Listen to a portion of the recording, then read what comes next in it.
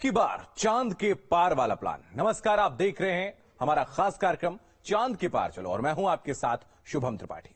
जमीन से निहारने की जगह अब चांद पर खुद जाकर उसे महसूस करने का समय आ रहा है, क्योंकि धरती से वो यान निकल चुका है जो आने वाले वक्त में इंसान का मून टूरिज्म के रास्ते को तय करेगा। मिशन मून पर इंसान को भेजे जाने से पहले टेस्टिंग का पहला कदम रख दिया गया है। हालांकि इसके बाद भी चंदा मामा अभी दूर ही हैं।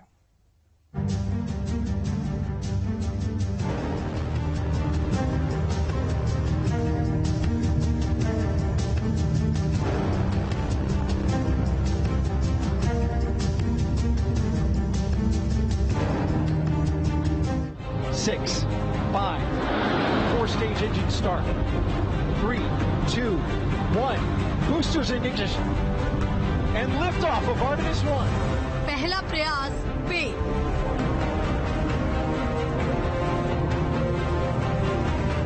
दूसरी कोशिश fail.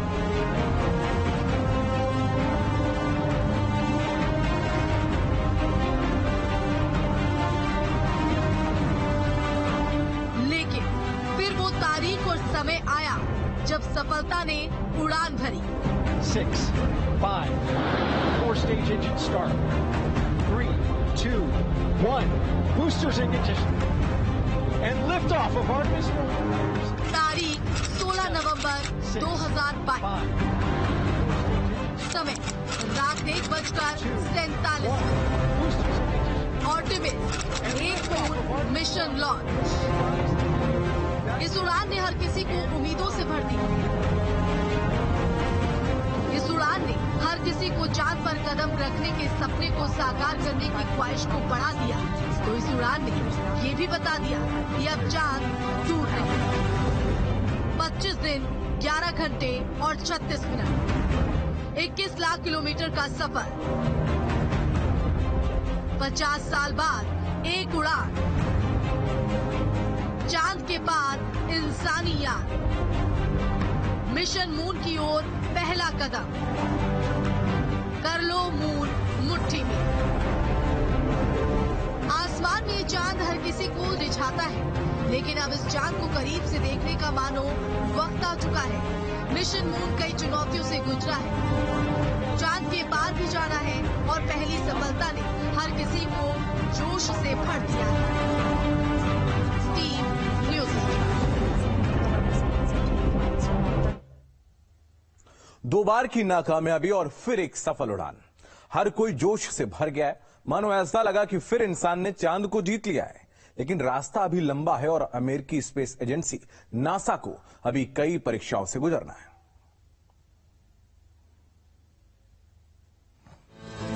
One is completely silent. Hydrogen burn-off igniters initiated. 7, 6, 5. Four-stage engine start. 3, 2, 1. Boost together. Back to the moon and beyond.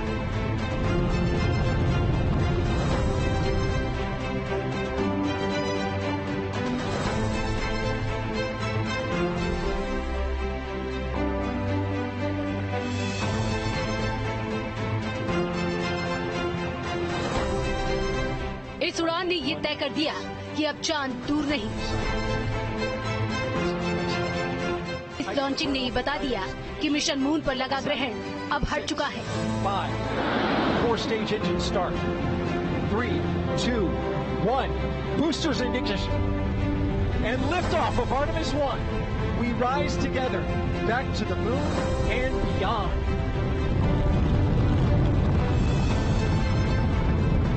तो अब ये भी तय हो चुका है कि चांद एक बार फिर इंसान की पहुंच से दूर नहीं है, क्योंकि धरती से वो यान निकल चुका है जो इंसान को चांद के और करीब पहुंचा देगा। धरती से दूर जाते हुए आर्टेमिस 1 मिशन के दौरान ओरियन और SLS रॉकेट चंद्रमा तक जाकर और धरती पर वापस आएंगे। इस दौरान दोनों ही अपनी क्षमताओं का प्रदर्शन भी करेंगे। ये भविष्य में होने वाले मून मिशन से पहले का लिटमस टेस्ट है। अगर ये मिशन सफल रहता है तो साल 2025 तक आर्टेमिस मिशन के तहत एस्ट्रोनॉट को एक बार फिर चंद्रमा पर भेजा जा सकेगा। Well, this mission, as you may know, is going to be an uncrewed mission, Artemis 1. Artemis 2 is going to have a crew on board, humans on board, going back to the moon, flying around the moon, returning to Earth. And that's going to be planned for about 2024. The very next year, we plan to actually land humans on the moon in Artemis 3. They're going to stay for a short period of time, do a few days worth of moonwalks on the surface of the moon, and that's just going to kick us off for progressively more complex, longer missions where we have a gateway orbiting the moon, we have that outpost, a logistical outpost, we stay for longer, and then we eventually take those lessons. We start to design Mars missions, which is going to be out even farther, maybe 10 years from now, but the exciting part is we're kicking it off, and in the next couple years, you're going to see humans back at the moon. Hydrogen burn-off igniters initiated.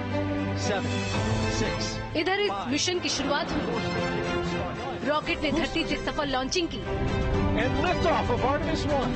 We rise together. तो अंतरिक्ष में जाते हुए Artemis 1 और Orion capsule ने अपना काम भी शुरू कर दिया।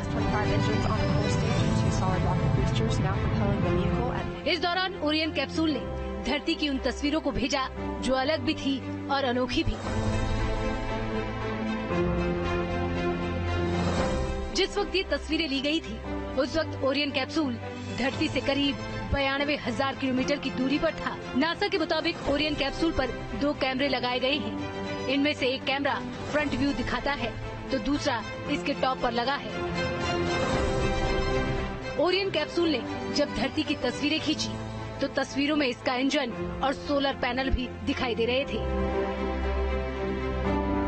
अगले 5 दिनों तक यान चांद की तरफ बढ़ेगा और 21 नवंबर को ये चांद के सबसे करीब पहुंच जाएगा। कुछ दिन तक आर्टेमिस 1 चांद की ऑर्बिट में बिताएगा, तो 11 दिसंबर को इसकी वापसी का सफर भी शुरू हो जाएगा। यान का सफर करीब 25 दिनों तक रहेगा। तो फिलहाल ये यान 8,800 किलोमीटर की रफ्तार से चांद के ऑर्बिट की तरफ आगे बढ़ेगा।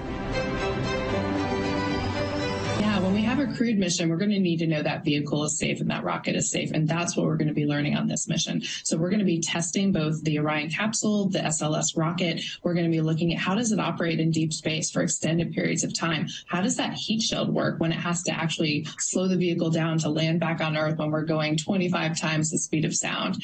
All those things about the navigation, the communications, the life support systems, we're going to learn how that vehicle performs, and we're going to be ready to put humans on it the next time it launches. 50 साल बाद फिर वही तलाश। चांद पर जिंदगी की तलाश में नासा कई सालों से जुटा हुआ है और अब उसको वो कामयाबी भी हाथ लग गई है जो उसके सपने को सच करने वाली भी हो सकती है। साफ है कि मिशन मून में सब कुछ ठीक ठाक रहा तो वो दिन दूर नहीं जब इंसान चांद पर एक बार फिर फतेह पाता हुआ दिखेगा।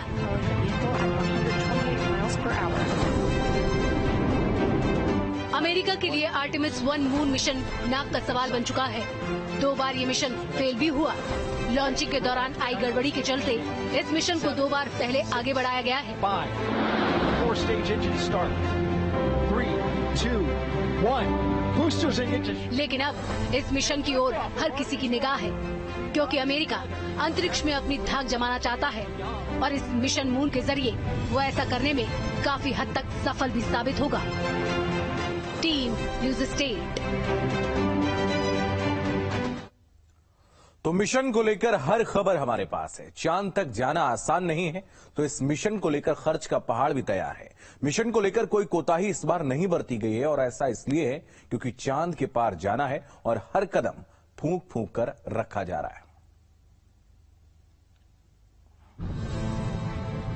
All 4 RS-25 engines on the core stage.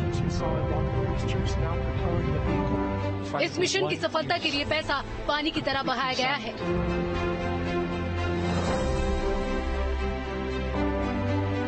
ऐसा अनुमान लगाया गया है कि इस मिशन के तहत करीब 7,434 अरब रुपए की लागत आई है।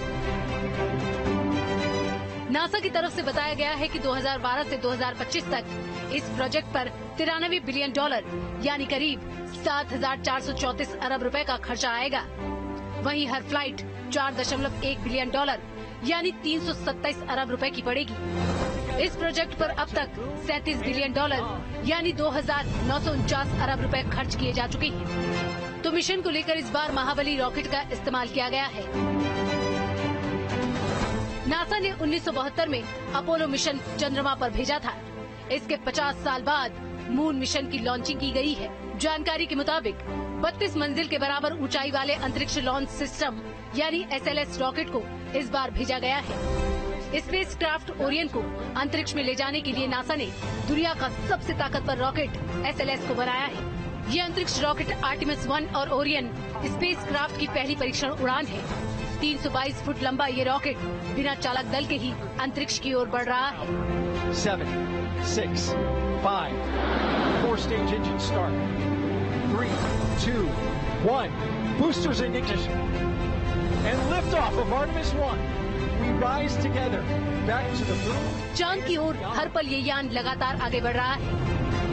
हालांकि इस बार ये सिर्फ टेस्टिंग भर है। 2025 में ये तय हो पाएगा कि इंसान चांद पर कदम रख पाएगा भी या नहीं, क्योंकि आने वाले कई साल नासा के लिए भी किसी अग्नि परीक्षा से कम नहीं है। Team news state. तो इस खास पेशकश में फिलहाल इतना ही। आप लगातार बने रहिए न्यूज स्टेट के साथ।